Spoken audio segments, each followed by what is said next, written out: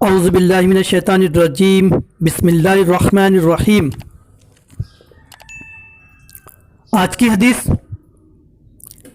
تنگ دستی کو چھپانے کی فضیلت۔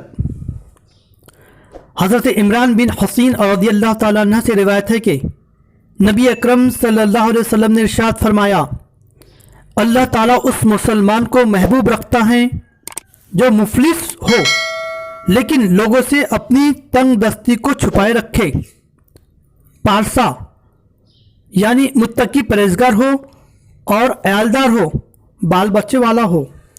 ایسے لوگوں کو اللہ تعالیٰ پسند کرتا ہے جو مفلس ہونے کے باوجود اپنی تنگ دستی کو چھپائے رکھے۔ حدیث بحوالہ ابن ماجہ۔